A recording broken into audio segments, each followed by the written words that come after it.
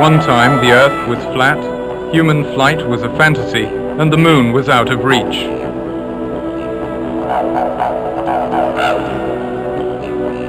Science continues to explore the limits of the physical world. But there is another frontier. And beyond it lies the invisible world of inner space.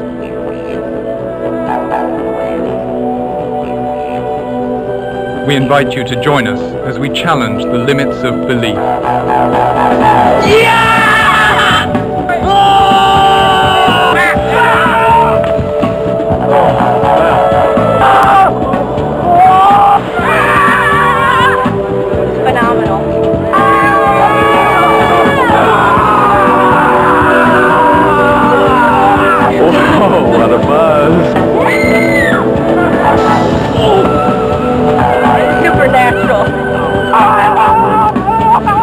At first sight, we too found these things hard to believe.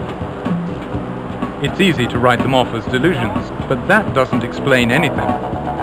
Primitive superstition or auto-suggestion may be. But we decided to experiment on ourselves and find out from our own experience. This film is not about religion, or particularly this group of yellow shirts, and there is no theory we are trying to prove or disprove.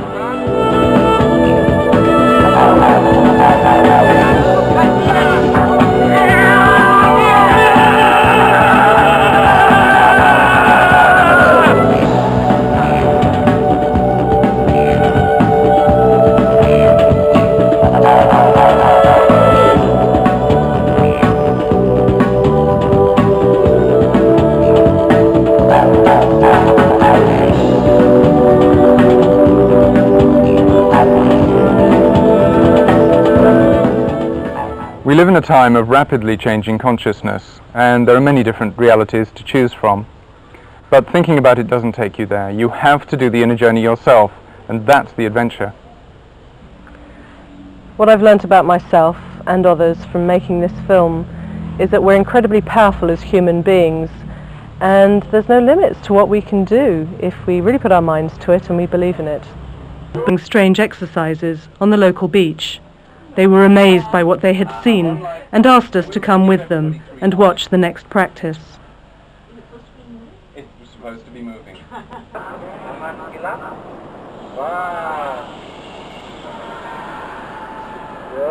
These men appeared to be doing some form of strenuous martial arts training. Okay, for me what I saw here was well, the sensei explained it to us, was the magnetic poles being compressed into the tanden, which is the hara, or center of the energy. And it looked to me like they had incredible control of being able to get that energy out. Yeah, so that's what I saw. And I don't know if it was, I don't think it was fake, because I felt, you could feel it in my body, inside me, the strong energy that was emanating from over there. So, and you have it on film. So.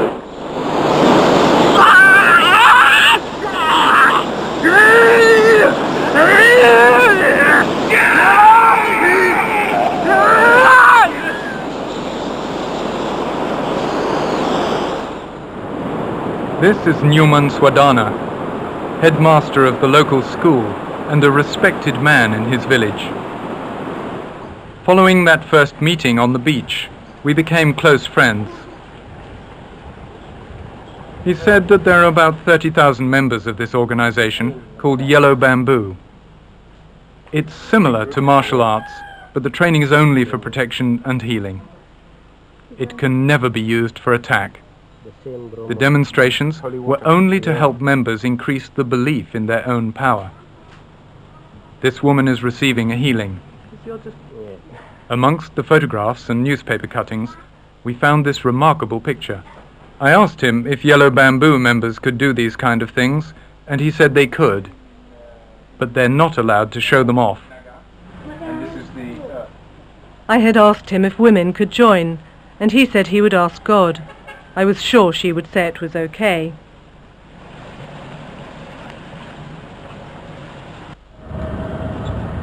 A few days later, we travelled north to see some friends. They had met a member of Yellow Bamboo who invited us to another practice session. This is Made, teacher of this group.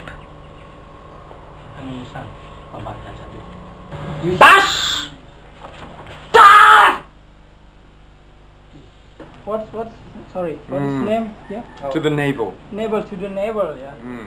With the help of a dictionary, 2 translators, and body language, Mark and Paul took their first faltering steps in mastering the combination of strenuous physical exercises and mental visualizations.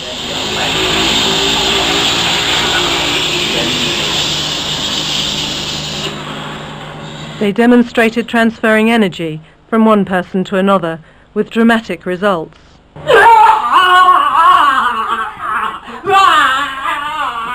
The demonstrations moved outside, into the backyard. It wasn't as safe as the beach.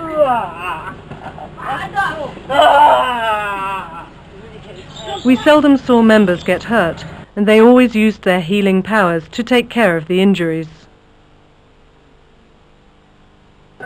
Once again, we met with openness, generosity and trust. Made invited us to join the group at the next full moon.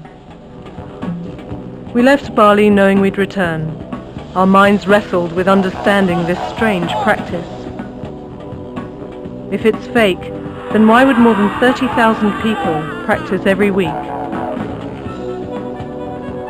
Why would they convince themselves that they have supernatural powers unless it worked?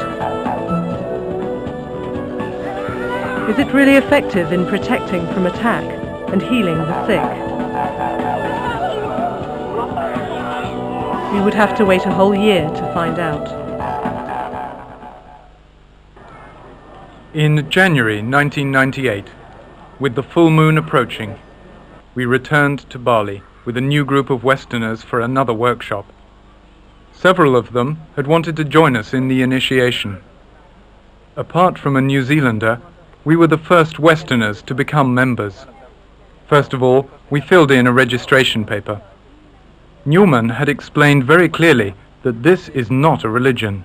However, we were expected to believe in something. He said it was like a garage that could fix any make of car. We were given a t-shirt, sash and flags, and instructed on the initiation ceremony. This last bit of information was about where to put the holy water. We had to trust that good intention was more important than correctness, and that someone would tell us the meaning of the symbolic gestures. This initiation ceremony was the key to a world of new experience.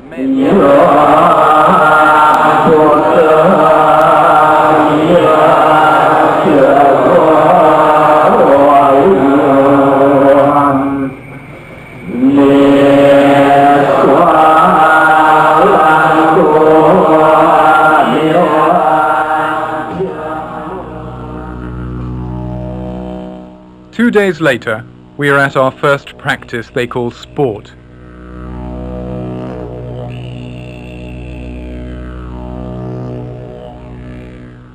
It began with prayers and a blessing with holy water. We were asked to pray to our own God.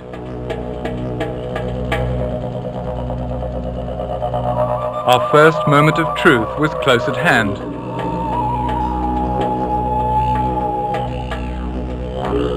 We prepared to commit ourselves totally to whatever was asked of us.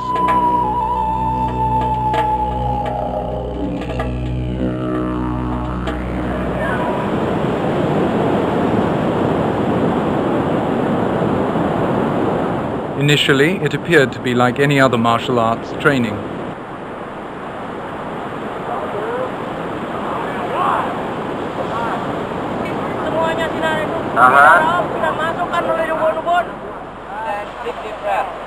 Newman was to instruct our group. We were told to imagine bringing in energy through the hands and then the top of the head, and to hold it in a point below the navel. The grueling bodily movements and breath control exactly mirrored the visualization. After holding our breath for an uncomfortable length of time, we were then to imagine pushing the energy out of our hands to move an impossibly heavy object. Kalau serius kita lakukan 5 kali, kita sudah payah luar biasa. Doing the exercises thoroughly required total commitment and concentration. The first 4 exercises involved a combination of visualization and extreme physical effort. Push it down, strong. Touch the sand. Yes, touch the sand. Touch the sand. Respect the earth. Respect the heart. With the right hand under the left hand. Hold it. The strain from holding the breath and tightening the muscles began to cause unsteadiness, lightheadedness, and involuntary spasms. Open your hand. Imagine the chain is break now. You can't break the chain.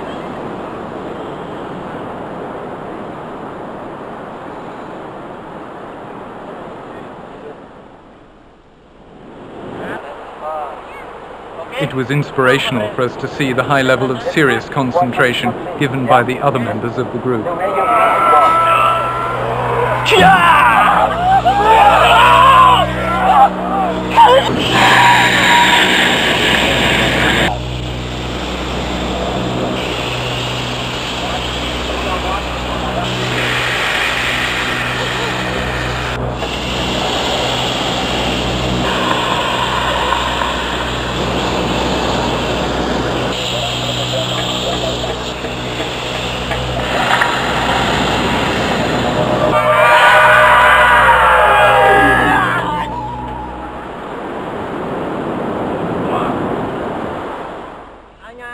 We had now come to the last exercise.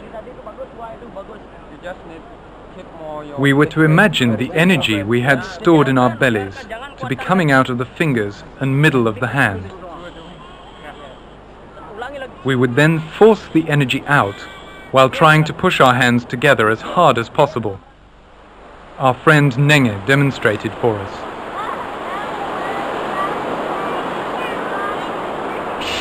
Liling terus.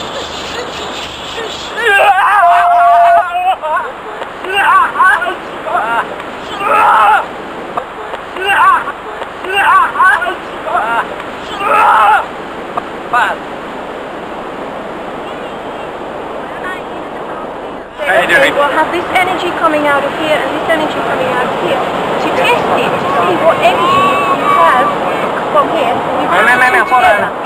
And whatever force you have coming through will clash.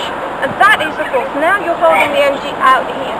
Yeah, you're having it here to feel it, to feel how good you are at bringing it in here to you.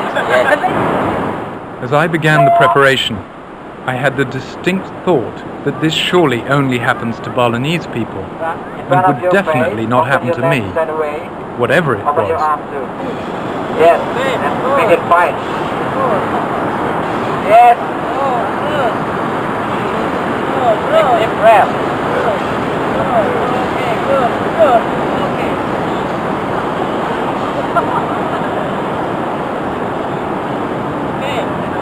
Yeah.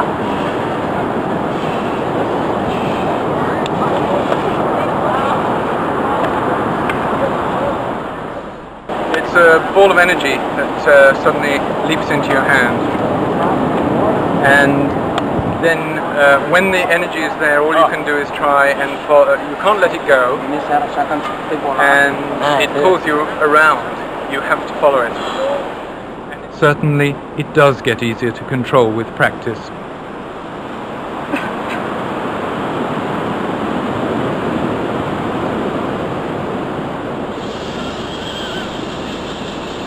We're told that it is an exercise to increase our ability to direct energy so that we can use it later for healing and protection.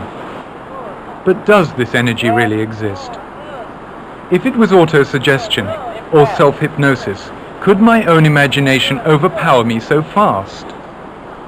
What was the state of consciousness I went into that felt like being in a blissful, timeless dream? If this showed the power of my imagination after a 1-hour training session, what would come next? We were asked to defend ourselves against attackers by drawing up the stored energy and sending it out of the hands. See the gate. See the gate. See the guys now. When they move you.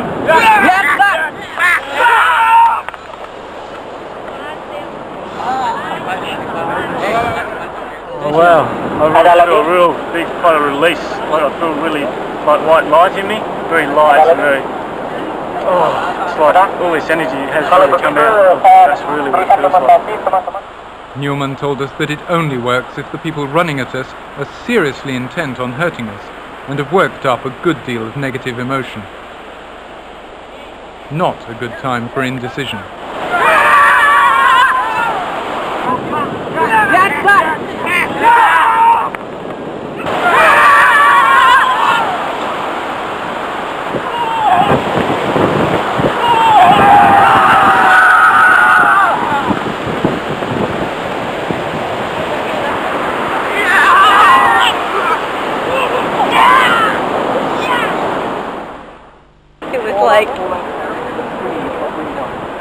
Like God had just come into my body, and I was using God's power.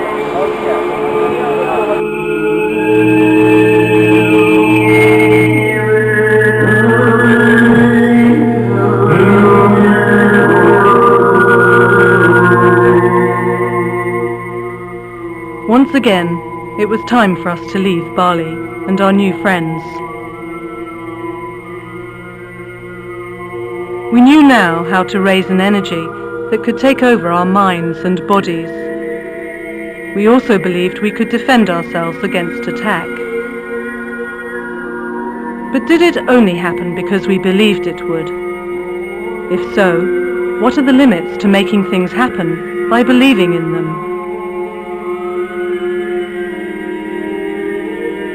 Could whatever you believe become true? What would happen when we tried attacking someone?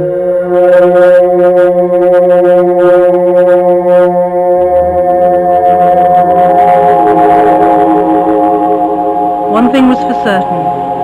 The power of the imagination is greater than either of us had imagined. For myself, I'm in a state of nothingness, and it's a state of healing for me. So I'm healing myself at the moment.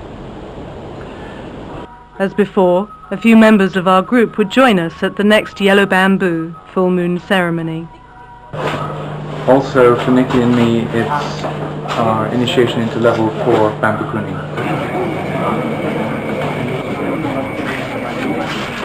As well as the new initiates, members come to receive a blessing of rice and holy water and to hear the founder, Nyomin Sarengan.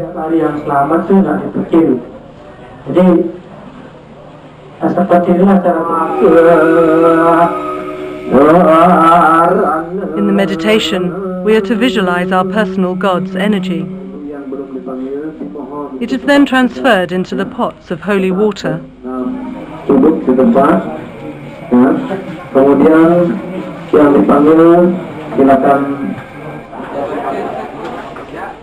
These ceremonies, that had at first appeared quite alien, began to take on for us very practical significance.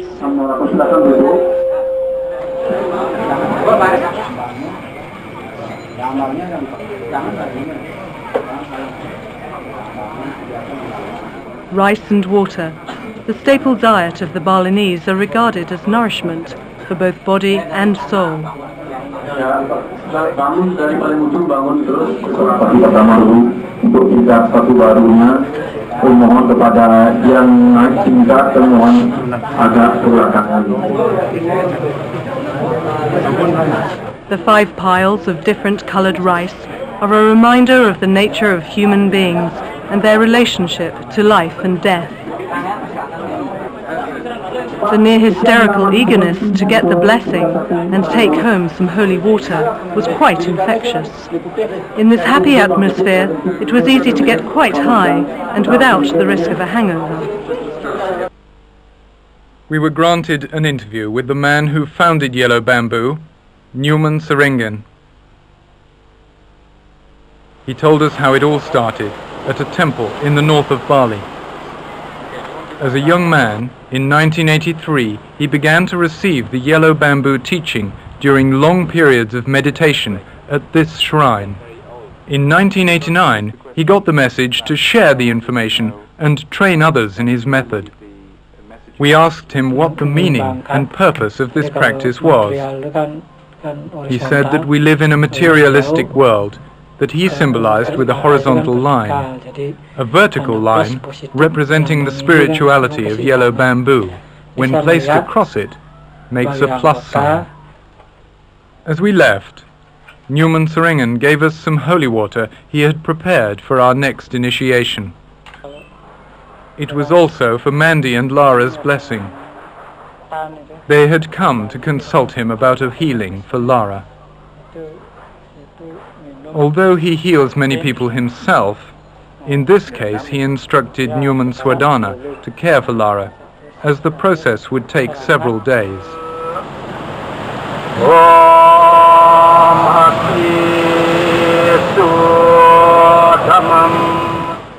The next time we saw Seringen was at a training session.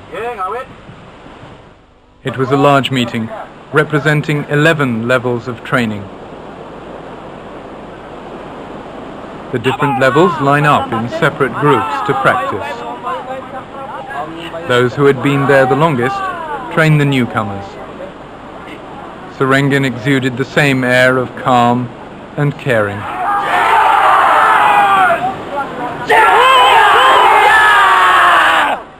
For some of our friends, it was their first practice session.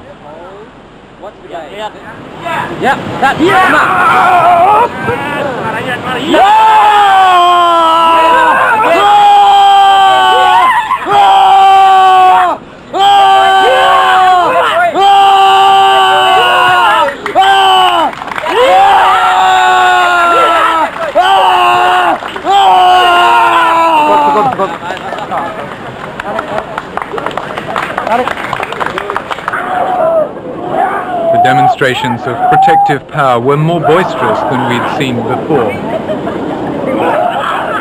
You whacked him good. He went flying at like 6 feet. He just lay there. It was Brian's first day of sport as well.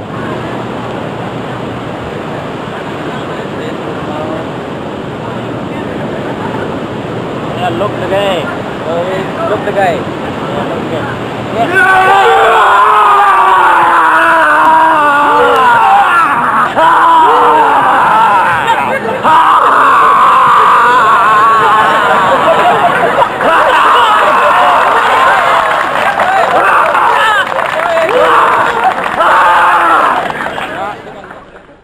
I still don't understand all of it.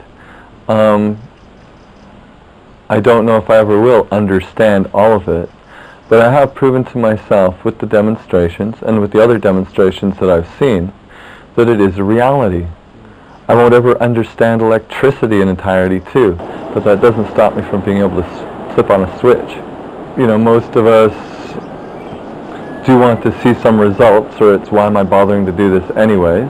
You know, we live in a generation of microsecond attention spans, and this allows me the opportunity to prove to myself that such a thing exists and it is available to me. That bit of Newman, that was the bit that made me feel, I felt so impressed actually seeing the energy, was when Newman just walked in amongst the people and you saw that they couldn't get anywhere near his force field. That I felt was extremely impressive.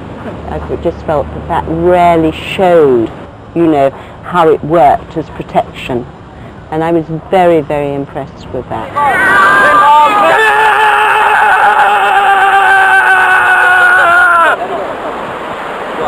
The other example I thought was very impressive was also with the water, empowering the water bottle, and to see how you could put protection over something which was very precious and nobody could go near it.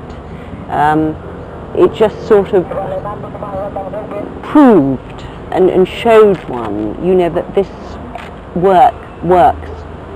And I was very, very impressed with it. We were shown how to protect our possessions as well. This was the second year we had travelled without health or baggage insurance. Now I was putting my energy into preventing theft rather than investing in insurance for the fear of some loss that may never happen.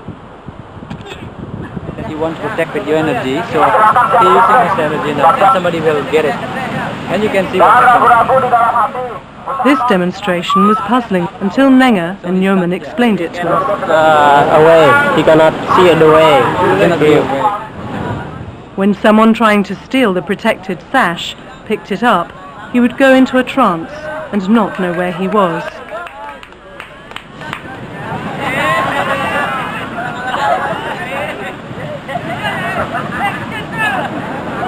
Ini paling, dan akan cari jalan ini. Cari jalannya susah dia.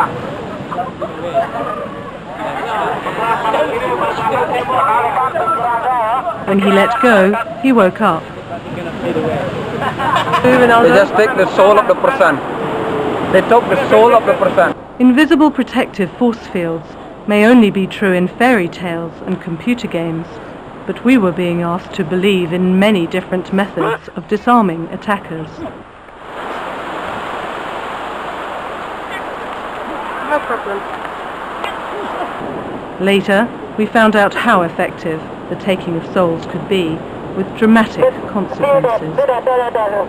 You need a 5-colour blessing. So you need 9 chickens, 1 duck, 30 eggs, 200 bananas. Tara's home had been broken into, and she needed a house blessing to cleanse it.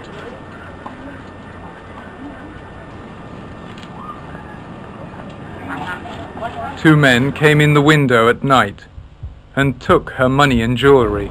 They tied me up and they threatened me with knives. My neighbours heard my shouts and came running, and one of them went down and sounded the cuckoo. Within 5 minutes I had almost all the village men out the front of my house, and in the meantime the robbers had fled. One of the robbers had dropped his identity card. The villagers gave it to Newman and asked him to find the man. He used the identity card to take the man's soul, to immobilize him. The villagers found him 2 hours later, unable to move in the river. And then they held him under the water and drowned him. And that's how he died. This form of swift tribal justice has served the Balinese people well for centuries in protecting their communities. It is not our way, but it's hard to judge. It was after this that Tara became a member of Yellow Bamboo. And I was really amazed at the power that I had in my hands. I've seen it before, but I wasn't confident that I could actually do it. So when I saw him writhing about on the ground, I sort of thought, yeah, I do believe. I really, really believe. And after today's effort, I believe in him even more. It's just fantastic. It really is. Nikki and I had now reached level 4 of the practice. We were excited because at last we could experience being the attacker in the demonstrations of protective power. These exercises we are doing here help us build up our strength so that we don't get hurt during the attack. We would have to build up anger for it to work. It makes sense. You don't attack someone with love. When I made my first attack, the strangest thing happened. It was as though I was thrust forwards into outer space and then held there in limbo. I felt quite peaceful. My next recollection was Newman's hand on my head, lifting off the fuzziness I felt. It was like diving into a hot swimming pool.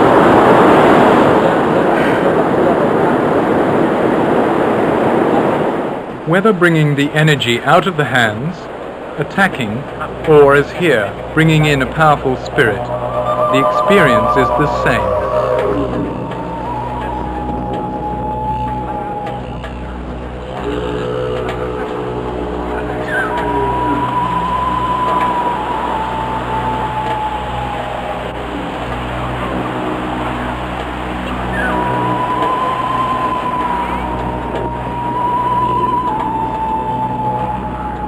My mental state had changed in a split second, and I don't really remember very much.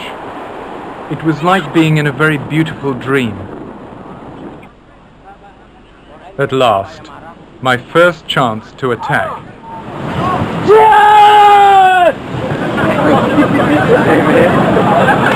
You go unconscious. Yeah, I just went unconscious really. You're just running along and then suddenly you don't remember anything. Did this mean that we had been disarming our attackers by sending them into a state of bliss? The big question, did it hurt? No, didn't hurt. Didn't hurt at all. It's rather pleasant in a way. It's like going to dreamland. It's very pleasant. Newman offered to demonstrate the ability to transfer the protective power to another person. Sarah had just come to watch and was willing to be a volunteer.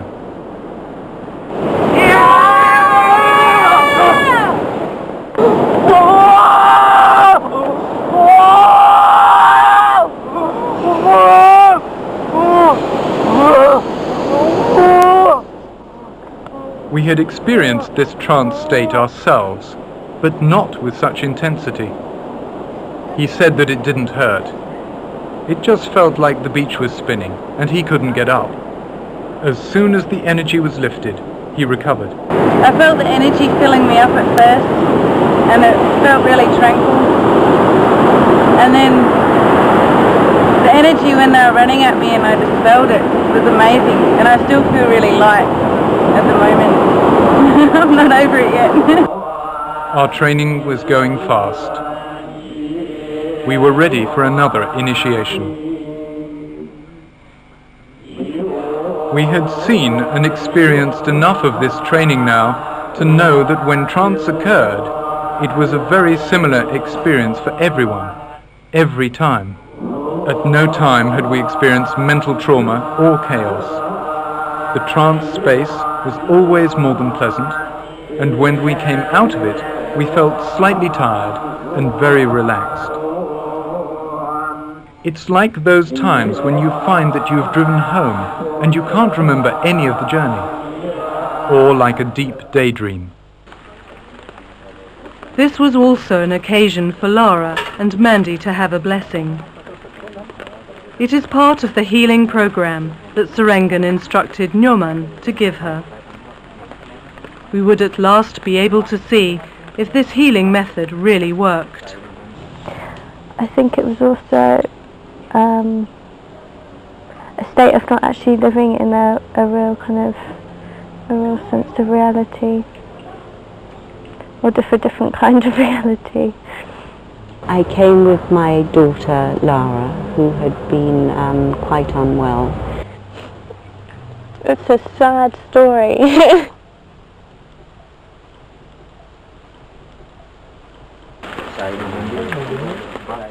Mandy had tried several conventional and alternative treatments for her, but with no great improvement. I was in quite a confused state, and I wasn't actually quite sure of what kind of mentally my position wasn't very clear. So these treatments would consist of this temple blessing, spiritual healing, involving yellow coconut and herbs, and a cleansing swim in the ocean. It felt very good, it felt very appropriate, and Lara certainly went along with it, she wanted to. Nyoman prays at the house shrine for success and help in the healing. This kind of spiritual and herbal medicine that is called alternative in the West has been practiced all over the world for thousands of years. It is still the conventional medicine for millions of people.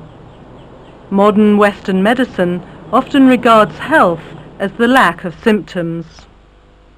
Here, the symptoms are no more important than the surrounding circumstances.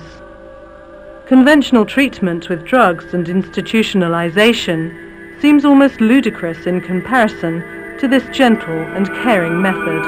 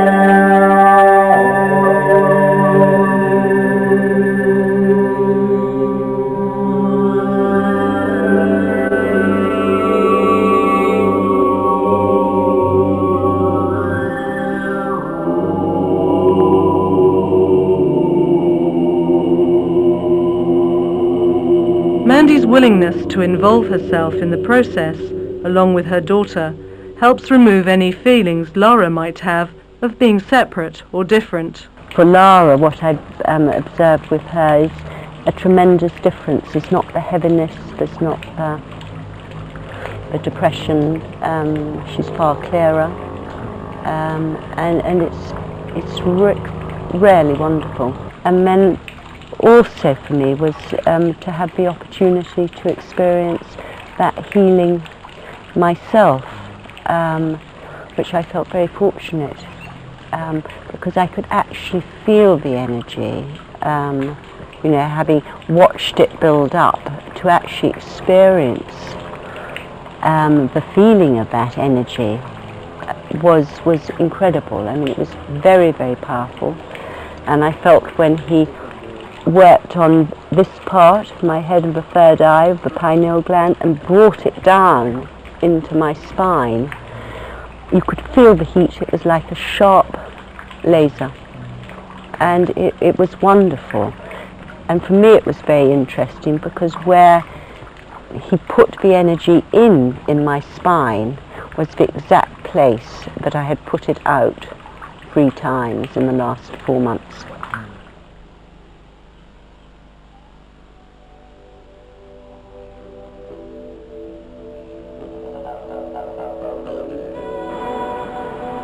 The healing would be complete with a symbolic cleansing in the ocean.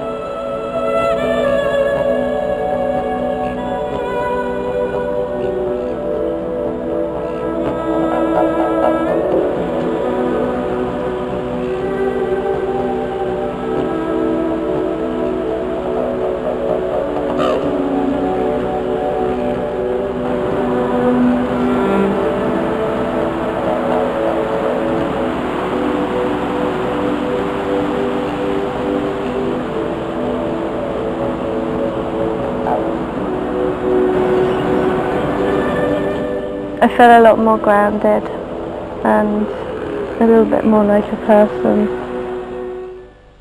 Before leaving Bali, we had one more chance to savour the sweetness and beauty of the full moon ceremony. The Balinese are experts at creating a special and often surreal atmosphere at these times. If the rain would stop, we could have the ceremony outside. It didn't, though, and we ended up on the veranda of a nearby school. For the Balinese, the relationship between a person and their god is regarded as a private matter. This special time is used to allow the spirit to be released from the heaviness of body, emotions, and intellect, and to be free.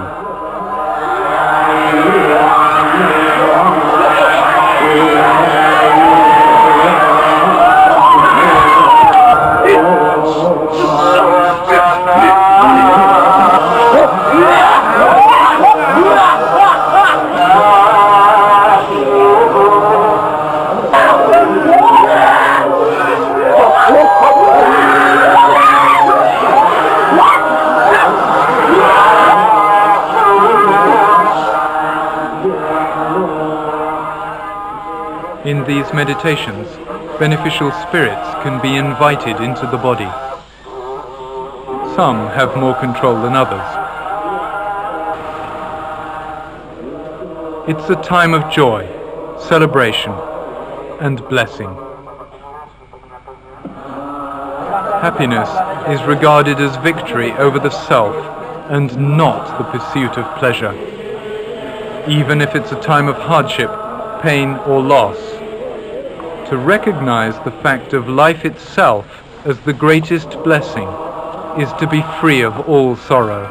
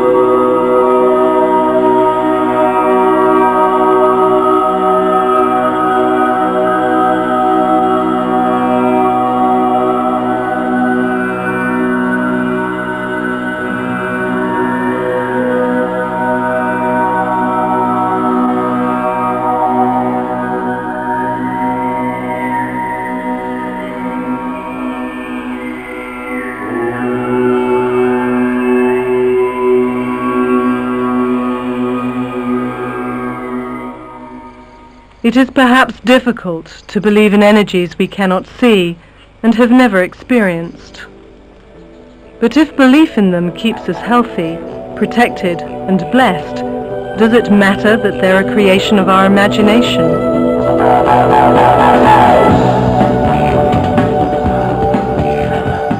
In the West, an increasingly large number of people are choosing to experience firewalking.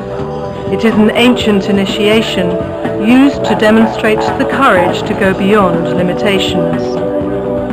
It allows the experience of feeling powerful as an individual. Could you hold the vision that you are protected, healthy and blessed in every aspect of your life?